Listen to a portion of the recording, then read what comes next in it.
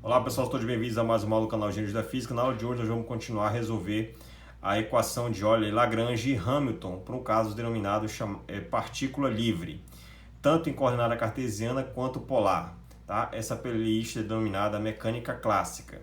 Então, pessoal, em coordenada cartesiana nós sabemos x e y, né? A lagrangiana é dada por energia cinética menos o potencial.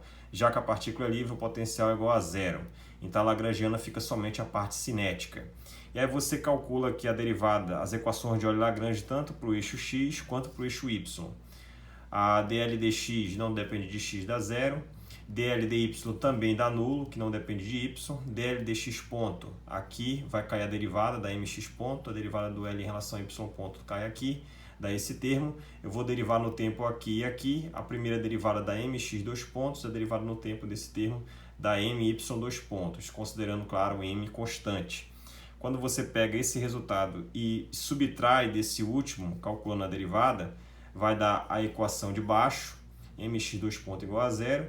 E quando você pega esse resultado menos a derivada no tempo desse resultado, você vai obter a primeira equação. Então, se a massa é diferente de zero, isso você conclui que tanto o x dois pontos quanto o y dois pontos é igual a zero. Ou seja, as acelerações no eixo x e no eixo y são nulas. Significa dizer que você está diante do movimento chamado movimento retilíneo uniforme, é aquele que a velocidade é constante e a aceleração é nula, tanto no eixo x quanto no eixo y. Já a hamiltoniana, né, é a energia cinética mais a potencial. Cinética é zero. E aí como é que você pode construir a hamiltoniana a partir da lagrangiana, né? Se você vai somente somar essas duas quantidades. Então você precisa escrever a hamiltoniana em termos dos momentos generalizados px e py. Então esse primeiro termo vai dar px quadrado sobre 2m e o segundo termo vai dar py quadrado sobre 2m. Quem é px e py? Como é que você determinou e relacionou ele com esses dois primeiros termos aqui? Então você calcula os momentos canonicamente conjugados px e py dessa forma, através da lagrangiana. Então aqui vai dar mx ponto e aqui vai dar my ponto. Se você levar todo mundo ao quadrado, você vai mostrar que aqui, se você multiplicar por m em cima e m embaixo, esse termo aqui é o px quadrado sobre 2m, e aqui é o py quadrado sobre 2m, que nós acabamos de encontrar. Com essa hamiltoniana, você vai aplicar as equações de Hamilton, tanto para o eixo x quanto para o eixo y, aqui nesse resultado. Quando você fizer isso, você vai calcular aqui para o eixo x, né, essa equação de Hamilton e essa. O primeiro resultado da px sobre m. Aqui, derivada do h em relação a x dá zero, logo o px é nulo. Se você deriva tudo no tempo, dá x dois pontos, px pontos sobre m. Se o px ponto é igual a zero, então x dois pontos é nulo. Já coincidiu com o primeiro resultado obtido pelas equações de Euler-Lagrange. Aqui é a equação de Hamilton. Já para o eixo y, você vai fazer a mesma ideia aqui das equações de Hamilton, só trocar x por y, tá certo? E aí, para a primeira equação, você vai obter py sobre m, deriva no tempo, dá esse resultado. Para a equação de baixo, você conclui que o py ponto é zero, substitui aqui você vai ter y dois pontos igual a zero. Então, ambos os resultados, né, concordam, tanto no formalismo de Lagrange quanto no formalismo de Hamilton, né? Os resultados são os mesmos, ou seja, as equações horárias de x e y obedecem movimento retilíneo uniforme, tá? Em que a velocidade é constante e a aceleração é zero. Então a equação horária para x é posição inicial, x e y, aqui a velocidade que é constante no eixo x e constante no eixo y, e a variável tempo. Posições iniciais, posições finais, velocidades constantes em qualquer intervalo de tempo e o t é o tempo. Tá? Então é isso que você conclui para as coordenadas cartesianas, tanto no formalismo de Lagrange quanto no formalismo de Hamilton. Ambos os eixos concordam em que a partícula livre executa o movimento retilíneo uniforme. E na coordenada polar? Bem, na coordenada polar são as variáveis r e θ. Antes de nós iniciarmos a calcular o formalismo de Lagrange e Hamilton, nós necessitamos calcular essas variáveis, posição dá esse resultado, velocidade é derivada do produto aqui dá esse resultado, a aceleração é a derivada da velocidade no tempo. Quando você calcular a derivada de produtos aqui de três funções, de duas, você vai obter esse resultado. Esse primeiro aqui eu chamo de aceleração radial, esses dois termos, já que está na direção R, chapéu. E esse aqui é aceleração tangencial, já que está na direção θ. O momento linear é m vezes v, você vai multiplicar aqui m vezes o v, que é esse resultado aqui, dá esse valor. E o momento linear o momento angular é r vec p, produto vetorial. Então R é esse camarada, vec p, r vetorial R dá 0, r vetorial θ chapéu dá k, fica mr quadrado θ ponto, na direção k. Esse é o momento angular, tá? Continuando, agora eu vou determinar v quadrado, já que eu preciso de energia cinética. Então, v quadrado é v escalar v. Então, vai dar r ponto quadrado mais r quadrado θ ponto quadrado. Quando você fizer isso, você vai obter v quadrado aqui, esse termo. A lagrangiana, energia cinética menos a potencial é 0. A energia cinética é basicamente esse termo multiplicando por m sobre 2, está aqui. Vou aplicar as equações de Euler-Lagrange para a variável r e para a variável θ. Para a variável r vai dar esse termo aqui, derivado do r vai cair aqui.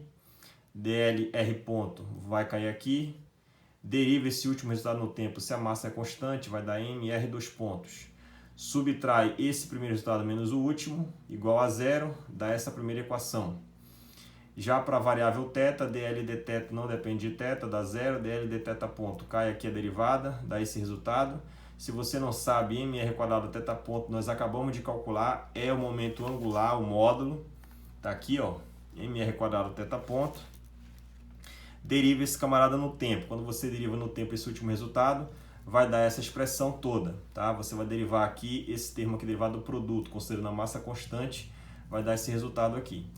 E aí você vai subtrair o primeiro menos o último, vai dar a última equação em azul. Você pode fatorar aqui o menos m em cima. Quando você fatora, você vai obter exatamente a aceleração radial. Olha. Aceleração radial igual a 0.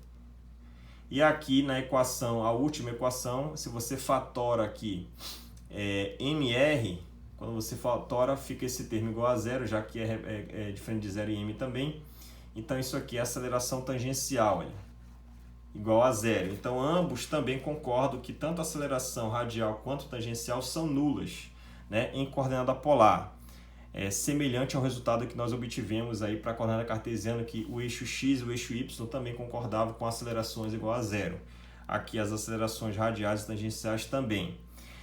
Um detalhe curioso dessa última equação, já que esse termo aqui é L, então fica dl dt L. Se você multiplica tudo por K, então vai dar esse resultado igual a 0, né? Se você substituir nas equações de Euler-Lagrange, esse termo aqui é 0, derivado no tempo do P. Do L, desculpa. Se você multiplicar tudo por K chapéu, que é o vetor na direção Z, então fica dl dt L vetor igual a 0. Então L vetor significa dizer que a derivada do L vetor igual a 0, significa dizer que o L é constante. Então o momento angular é conservado, com esse resultado aqui em θ. E a Hamiltoniana, como é que fica? Bem, a Hamiltoniana, energia cinética mais a potencial. E aí, de novo, como é que você pode reescrever a Hamiltoniana em termos dos momentos, né? Vai dar a energia cinética vai dar PR quadrado sobre 2m mais Pθ quadrado sobre 2mr quadrado. Quem é PR e Pθ? Como é que você determina e relaciona aqui na energia cinética já oriunda da Lagrangiana? Então, o PR é derivada do L em relação a R ponto, vai dar aqui, vai dar mr ponto. Então, se você multiplica por m em cima e m embaixo, esse termo aqui vai dar PR quadrado sobre 2m. Tá aqui, ó. E quem é o Pθ? Derivado do L em relação a θ ponto. Quando você deriva, vai cair aqui. E esse vai ser o momento canonicamente conjugado θ. mr quadrado θ ponto. Lembrando que todo esse resultado é o nosso L, é o momento angular. Então aqui, basta você multiplicar aqui por m em cima e mr quadrado em cima e mr quadrado embaixo. E esse termo vai ficar Pθ quadrado sobre 2mr quadrado. Então você reescreve a Hamiltoniana desse jeito e aplica as equações de Hamilton aqui tanto para a variável r quanto para a variável θ. Então para a variável r você vai obter essas duas equações de Hamilton. Tá aqui, deriva essa última em relação ao tempo, dá esse resultado. O PR, nós sabemos que o PR vai dar esse valor aqui, né? O PR vai cair aqui. Tá? Derivado em relação a R vai cair aqui, ó. Você vai derivar, vai obter esse resultado, substitui aqui, você vai montar uma equação diferencial que é essa. Quando você montar a equação diferencial, lembra que o Pθ é o próprio L. Como aqui está ao quadrado, fica L quadrado. Então você tem uma equação aqui, onde L é constante, né? Uma equação diferencial de segunda ordem para R. E você pode fazer uma mudança de variável, chamar U de 1 sobre R. Quando você faz isso, você vai obter uma equação diferencial para U semelhante à equação de um oscilador harmônico, tá? Um movimento harmônico simples, onde a frequência angular é igual a 1, né? Natural. E aí você pode encontrar que essa variável U, que é 1 sobre R, é um A cosseno de θ mais um B seno de θ. Essa aqui é a equação de uma reta para a coordenada polar, né? Lembra que para o eixo X e para o eixo Y, as equações que você vai obter também são retas, né? No plano X e T e no plano Y T. Então, da mesma forma, você acaba de mostrar que para a coordenada polar também você vai obter uma equação de uma reta, só que em coordenada polar, que é esse resultado aqui. A e B são constantes reais que serão determinadas pelas condições de contorno, tá? Para a variável θ, você aplica as equações de Hamilton, deriva tudo no tempo, dá esse resultado, Pθ ponto dá zero, substitui aqui, significa dizer que o θ dos pontos é nulo, e você conclui também aqui, ó, quem é o Pθ é o L, derivado no tempo do L, multiplica tudo por K-chapéu, isso tudo é zero, ou seja, o L vai ser igual a uma constante, tá? Aqui está errado, aqui na verdade é dl dt igual a zero, tá? E aí significa dizer que o L é uma constante. Então aqui você conclui, se esse Pθ ponto é nulo, então o θ dos pontos é igual a zero. A aceleração angular, né? Ela também é zero, tá certo? Espero que todos tenham gostado. Até mais e bons estudos!